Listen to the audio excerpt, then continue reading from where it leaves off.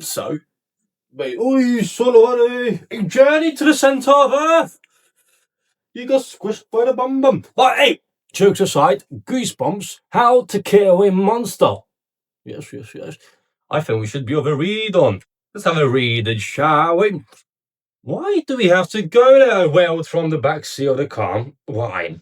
Gretchen, I've told you 3 times why. Dad sighed. Your mother and I have to go to Atlanta for work. I know Dad replied, leaning over to the front seat. But why can't we go with you? Why do we have to stay with Grandma and Grandpa? Because we said so, Mum and Dad declared together. Because we said so. Once they said those deadly words, there was no use arguing. I slumped down into my seat. Mum and Dad had some kind of work emergency in Atlanta. They got a call this morning. It's not fair, I thought. They got to visit a cool city like Atlanta, and Clark, my stepbrother, and I had to go to Mudtown. Mudtown. Well, it's not really called Mudtown, but it should be. Because it's a swamp. Grandma Rose and Grandpa Eddie live in the southern Georgia in a swamp. Can you believe it? A swamp? I stared out the car window. We'd been riding on the highways all day. Now we were driving on a narrow road through the swamp. It was late afternoon, and the cypress trees began to cast long shadows over the marshy grass. I stuck my head out of the window. A blast of hot, humid air hit my face. I ducked back in and turned to Clark. His nose was buried in a comic book. Clark is 12, like me. He's much shorter than I am, much shorter, and he has a curly brown hair, brown eyes, and tons of freckles. He looked exactly like Mum. I'm quite tall for my age. That little description of Clark reminds me of me. Okay. I'm quite tall for my age. I have a long, straight blonde hair and green eyes. I look like Dad. My parents divorced when I was 2 years old. The same thing happened to Clark. My dad and his mum married each other straight after our third birthdays, and we all moved into a new house together. That really explained why they're the same age, Loki. I like my stepmother, and Clark and I get along okay. I suppose he acts like a jerk sometimes. Even my friends say so, but I think their brothers act like jerks too. Let me read that one more time. I like my stepmother, and Clark and I get along okay, I suppose. He acts like a jerk sometimes. Even my friends say so, but I think their brothers act like jerks too. That's what I was missing. Even my friends say so. She must like her mother, stepmother, since she said mum on the previous page. I stared at Clark, watched him read. His glasses slid down his nose. He pushed them up. Clark, I started. Shh. He waved a hand at me. I'm at the good part. Clark loves comic books, scary ones, but he's not brave. He's always terrified by the time he finishes. I glanced out the window again and I stared at the trees, at the branches, all draped in long grey webs. They dangled from every tree, curtains of grey. They made the swamp look really gloomy. Those spider webs, oh my god. I saw a nice little spider web at the woods right next to me. I was like, whoa. I had to like looking through. It was like, let me not describe it actually. Let me actually describe it. It was a let me actually describe it. Let me describe it. Let me actually describe it. Let's read on. Mum had told me about the grey webs when we were packing this morning. She knows a lot about the swamps. She thinks swamps are pretty in a spooky sort of way. Mum said the grey webs were actually a swamp plant that grew right on the trees. A plant that grows on a plant. Weird, I thought. Definitely weird. Almost as weird as. Is that a clue to how to kill a monster? Nah, never mind. I thought it was like how to make a monster rather than how to kill a monster. Like plant a plant. Let's have a read on the chatter, the chapel, the yappa is not needed. Or is it? I wonder. Yeah. Almost as weird as Grandma and Grandpa. Dad, how come Grandma and Grandpa never visit us? I asked. We haven't seen them since we were 4. Well, they're a little strange, Dad peered at me through the rear view mirror. They don't like to travel. They almost never leave their house. And they live so far back in the swamp, it's very hard to visit them. Oh, wow, I said. A sleepover with 2 strange old hermits. Smelly, strange old hermits, Clark mumbled, glancing up from his comment. Clark, Gretchen, Mum scolded. Don't talk about your grandparents that way. Now, whose grandparents are they? They're not my grandparents, they're hers. Well, it's not Clark's grandparents. That answers our question right there. Clark jerked his head towards me, and they do not smell. I can still remember. I punched my stepbrother in the arm, but he was right. Grandma and Grandpa did smell. Wait, what? And they do smell. Oh, that's what I thought. Okay. So they do smell. Like a combination of mildew and a mothballs. I sank deep into my seat and let out a loud yawn.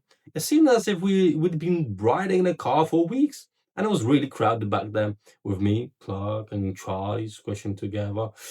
Is a pet? Yeah, Charlie's a pet. He's a dog, a golden retriever. I pushed Charlie out of the way and stretched out. Quit shoving him onto me, Clark complained. His comic book dropped to the floor. Sit still, Gretchen, Mum muttered. I I knew we would. I knew we should have boarded Charlie. I tried to find a kennel for him, Dad said, but no one could take him at the last minute. Clark pushed Charlie off his lap and reached down for his comic. I grabbed it first. Oh, brother, I moaned when I read the title, Creatures from the Muck. How can you read this rubbish? What kind of Susan Susie going to the swamp and muck is like, kind of swamp or not? It's not rubbish, Clark's shot back. It's really cool. Better than those stupid sorry, not mature, nature magazines you read. I was gonna say, what's it about? I asked, flipping through the pages. It's about some totally gross monsters, half human, half beast. They set traps to catch people. Then they hide under the mud near the surface. Clark explained. He grabbed a comic from my hand. Then what happens? Whoa. Then they set traps to catch people. Then they hide under the mud, like a swamp. Is this a clue? Is it a foreshadow of a word that says there might be something similar here? I wonder, truly do. They wait. They wait a long time as it takes for the humans to fall into their traps. Clark's voice starts to quiver. Then they force them deep into the swamp and make them their slaves. Clark shuddered. He glanced out the window. Out the eerie cypress trees with their long beard of grey. It was growing dark now. The tree's shadows shifted over the tall grass. Clark lowered himself in his seat. He has a wild imagination. He really believes the stuff he reads. Then he gets scared, like now. Do they do anything else? I asked. I wanted Clark to tell me more. He was really scaring himself. Well, at night, the monsters rise up from the mud, he went on, sliding down in his seat some more. And they drag kids from their beds, they drag them into the swamp, they drag them down into the mud. No one ever sees the kids ever again. Ever. Clark was totally freaked out now. There really are creatures like that in the swamp. I read about them in school. I lied. Horrible monsters, half alligator, half human, covered with mud, with pike, or should I say spiky scales underneath, hidden. If you just brush against one, the scales rip the flesh right out of your bones. Gretchen, stop, Mum warned. Clark hugged Charlie close to him. Hey, Clark, I pointed out the window to an old narrow bridge overhead. It's wooden planks. I should have drank a glass of water before reading.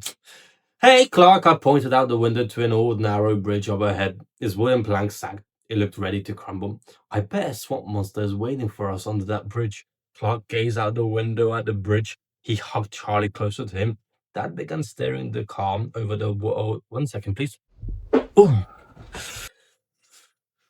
Dad began steering the car over the old wooden planks. They rumbled and groaned under the weight. Oh, I heard a rumble too a second ago. I held my breath as we slowly rolled across. This bridge can't hold us, I thought. No way. Dad drove very, very slowly. It seemed to take forever to ride across. Clark clung to Charlie. He kept his eyes out to the window, glued to the bridge. When we finally neared the end, I let out a long whoosh of air. And then I grasped as a deafening explosion rocked the car. No! Clark and I both screamed as the door swerved wildly. The car swerved wildly. Skidded out of control. Wait, 1 second. How did that happen? Clark clung to Charlie. He kept his eyes out the window, glued to the bridge. When we finally neared the end, I let out a long whoosh of air. And then I gasped as a deafening explosion rocked the car. No! Clark and I both screamed at the cars as the car swerved wildly. Skidded out of control, it crashed into the side of the old bridge, plowed right through the old wood. We are going down. Dad cried. I shut my eyes as we plunged into the swamp. What the hell? That's actually very unexpected. But I've read a couple Goosebumps books, and that this part was very unexpected. Is Goose? I think there is much more to Goosebumps than we know.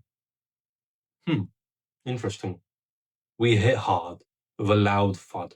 Clark and Charlie bounced all over the back seat. When the car finally slid to the stop, they were sitting on top of me. Is everyone okay? Mum asked in a shaky voice. She turned to the back. I replied, I think. We all sat quietly for a moment. Charlie broke the silence with a soft whimper. What happened? Clark stammered. Flat tire, that side. I hope the spare is okay. There's no way we're going to get help out the night in the middle of a swamp. I leaned out to the window to check the tire. Dad was right. It was totally flat. Boy, were we lucky. I thought, lucky this was a low bridge otherwise. Lucky this was a low bridge otherwise. Okay, everybody out the okay, everybody out the car. Mum interrupted my thoughts. So Dad can change the tire. Clark took a long look out the car window before he opened the door. I could tell he was afraid. Better be careful, Clark, I said as he swung his short, stubby legs out the door. The swamp monster likes low targets. That's funny, Gretchen. Really funny. Remind me to laugh.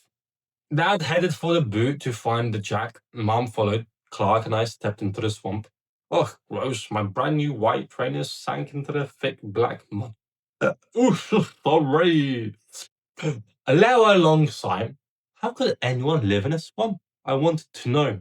It was so gross out here. The air felt thick and soapy, so hot. So that's a soupy, actually. That's a good one, yeah. The air felt thick and soupy, so hot. It was so hot. It was so hard to breathe. As I pulled my hair back into a scrunchie, I glanced around. I couldn't see much. The sky had darkened black.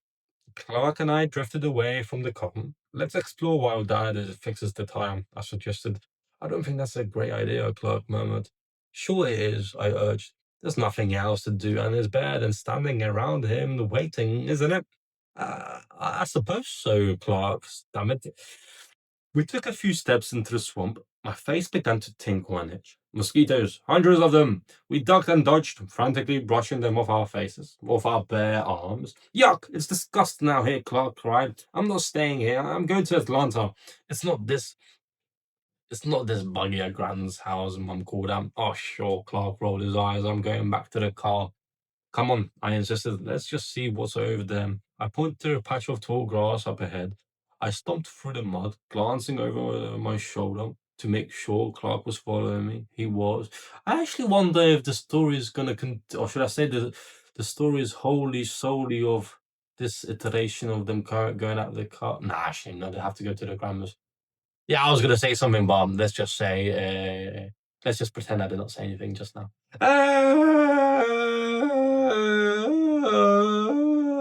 I stomped through the mud, glancing over my shoulder to make sure Clark was following me. He was. As we reached the grass, we could hear a loud rustling deep in the blades. Sorry, what do we hear? We could hear a loud rustling deep in the blades.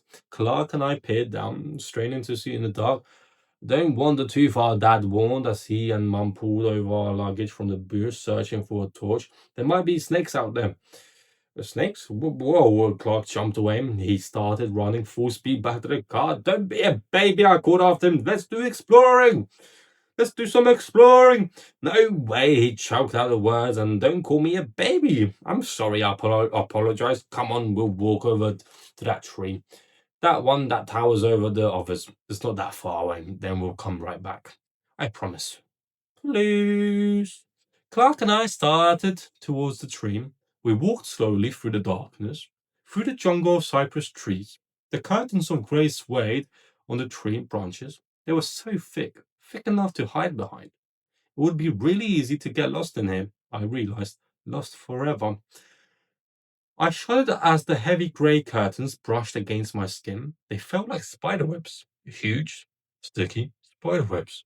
Come on, Gretchen, let's turn back, Clark pleaded. I'm spitting a lot. Hopefully it's not seen by the camera, but it is. Yeah, indeed, I am spitting. Maybe I should not spit. You know a funny story? I was talking to some guy, and then he reported me to a teacher when I was in primary, and the primary teacher just scolded me, saying, "No, why do you spit at the student?" I don't know. Why you spit at the student? I don't know. When I talk, I spit. I said, I just said it because we got to say something. And then he's now. I vividly remember he said, "Well, you're not spitting now."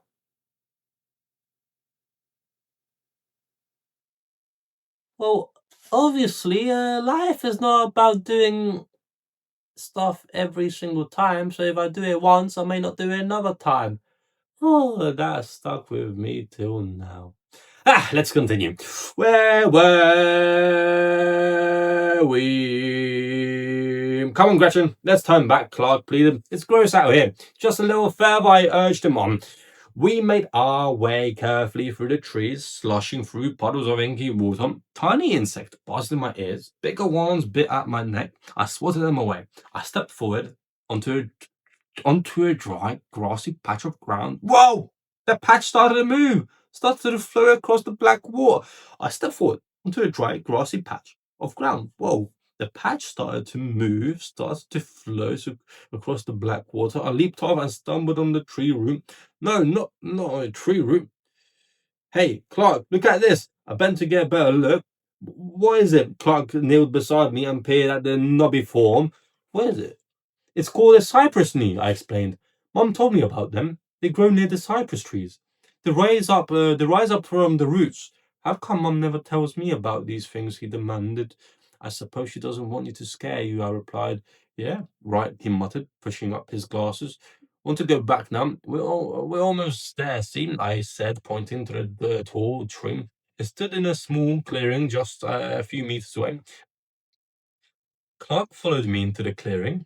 The air smelled sour here. The night sounds of the swamp echoed in the darkness. We could hear low moans, shrill cries, the moans and cries of a swamp creatures, I thought, hidden swamp creatures.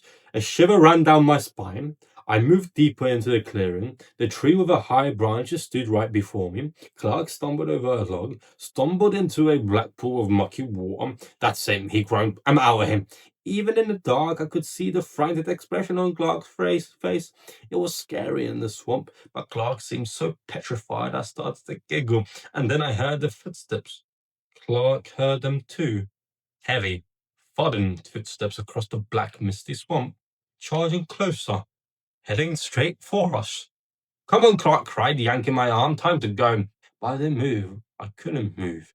Now I could hear the creatures breathing, heavy, rasping breaths. Nearer, nearer. It came springing out from behind a grey, bearded tree limbs. A tall black form, a huge swamp creature, loping towards us, darker than the black swamp mud, with glowing red eyes. Chapter 3. Chapter 3 shall wait for us, I think. Whoa.